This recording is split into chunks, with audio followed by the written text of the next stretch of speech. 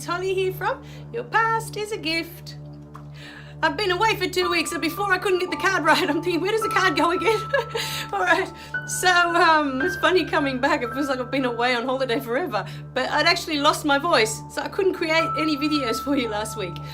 Now, in the previous video, we were talking about my intention, why I'm here, and why I've created all these videos. So if you're new to the videos, and this is your first time that you're listening to Your Past is a Gift, and to me, Holly, and what it's all about, okay, we are here because I want to give you the tools, okay, that you can use to understand what you've created from your past, okay, in your childhood, somewhere way back when. Things happen to us as children, okay? To all of us. It can be the simplest thing, it can be the most complex situation. It doesn't matter, we all go through the same. For some reason, we all go through the same. Something happens to us and we decide something about ourselves. Then we decide something about the world from what's happened to us. Okay, so going back, for those of you who have not been on my videos before, and this is your first time, okay, in my life, what happened to me was at 5, my sister was born. Okay, I was 5 years old, my sister was born.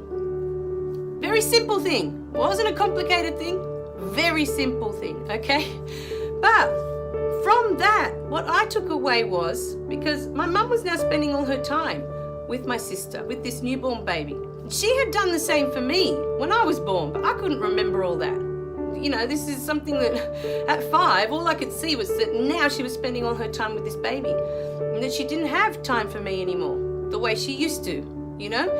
And so the other thing too was that she thought that it was her job, if you want to call it that, or her obligation to take care of this baby. And she didn't want to tie me down with that. She wanted me to enjoy my childhood and to just be a kid, you know, not to be having to do that, because she had to do that as a child. You know, she had to take care of younger siblings. So, you know, or other siblings. And so she had to help them when she lost her parents. It's all in the book and it's all in previous videos, so I don't want to go too much into it. But the fact was that she was spending a lot of time with this new baby. And as a 5-year-old, looking at that, I decided that I was no longer wanted. That was the decision that I made at the time.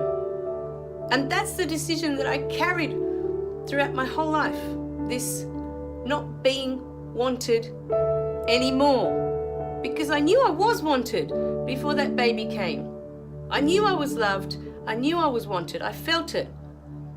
But at 5, I started school, and when I'd come home, you know, my mum had all her time with this baby.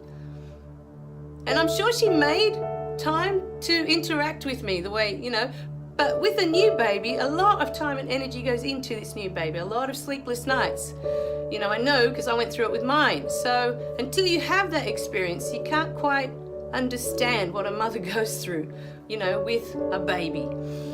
So that's what I went through. That's the decision that I made, that I was no longer wanted by the person that brought me into the world. You know, and I can well remember into my 30s thinking, why would you bring someone into the world if you don't want them? Well into my 30s.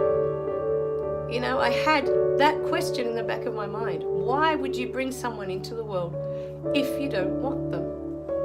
You know, that's the way I felt. Why did you bring me if you didn't want me? You know, on the other side, I always had my dad, complete and utter, unconditional love. Always. You know, he never... I could be me. I never had to be something else to impress him or to win his approval or to earn his love. It was always there. And I always felt with my dad that he saw me. You know, he accepted me as I was, and he saw me for who I really was. I didn't need to be anything else for him. I had that. So I knew what real love was growing up with Dad. And my mum loved me. It's not that she stopped loving me, but as a 5-year-old, you know, there's always a story my mum tells, and I don't know if I've told it in another video. I probably have. We were at the butcher's, and in the old days, I'm talking 40 years ago, you know, you go to the butcher's and they'd give you a Frankfurt or a hot dog, whatever it was, And of course it's already cooked, so we'd eat it while they were, doing their thing. Mum was ordering her meats from the butcher, and the butcher asked me, and I remember saying this, he asked me, how do you feel now that do you like your little sister? And the first thing that popped out of my mouth was, I don't care, I've got my dad now. That was all I could think of. I don't care, I've got my dad now. Like, that was it, So I felt discarded, I felt displaced, like I'd been tossed aside, at the time. These were all the feelings I was going through as a 5-year-old from something very, very simple. It wasn't something that I was being abused by my mum, being told all the time negative things about myself. She never did that. If anything, my mum always instilled a belief in me that I could do anything. She was that kind of person. She is that kind of person. She's still alive, but she always made me feel that I could do anything. I could be anything. She had that belief in me, and it was so strong that I believed in it, just because she believed in it so strongly, So she did give me positive things, lots of good things to take into my life. But that moment that my sister was born, that decision that I made that I was no longer wanted by my mum. And I was loved, but not loved as she, as much as she loved that baby now. To me, her love was less. And I always felt after that I had to be earning it. I had to be winning her approval for her to love me. And so it always felt like a competition with this new baby, to earn my mum's love. So that's the decision I made. And from that, which I have mentioned in many videos before, from that I went into life, into the rest of my life, with this anger of being unwanted. Because nobody wants to be unwanted. Nobody wants to feel unworthy. It's just not natural in us. We want to feel loved, and we want to give love. We want to feel joy. We want to be joyful. And when we don't have these things, when we're constantly in a situation where we're sad, where we're, depressed or angry or all these feelings, we go into life that way. Any time a situation comes up.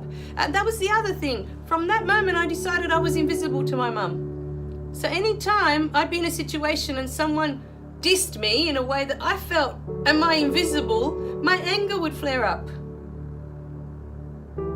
And I share all this because I know there's so many of you out there. I've seen it. People will be in a queue and someone will push in. And people's anger flare up. Like, what? Am I invisible here? Did you not see I'm standing here in the queue? I'm waiting as well. Because you feel disrespected. You feel that someone has tossed you aside, that someone's disregarding you. And we don't come into the world wanting to feel those things. We come into the world because we want to share who we are with others. We want to share our love. We want to share our gifts that we have inside. And so those things that make us feel any less than who we truly are inside, even a tiny bit, that's what you take into the world the rest of your life until you look at it and you understand it and you resolve it. You take that into the world. And every time a situation comes like that, you get angry or you get sad. What, did she not see I'm standing here? Am I invisible? They walked into me. What, can you not see I'm standing here? And so you get sad. Different people take on different feelings to help them cope. Some may be anger. Mine was anger. I would instantly flare up. Very angry, and go off, And sometimes I would just go off at home in my own little world. I wouldn't go off at that person, but I would just go home and rant about it. A lot of people do that. They take it home to their families. Vomit, vomit, vomit, all this stuff, it's inside. That's stuck there. It's been stuck there from way back. Until you look at it, until you can understand it, you can't resolve it. And so you'll carry it. All right, my darling? So that's what these videos are for, to help you resolve. And there's many videos on many different topics. So go through them. Most of them are not more than 10 minutes long. I try and keep it short. All right? I love you guys. Remember to click like and subscribe below so you don't miss any of the messages, and I'll see you in the next video. Bye for now.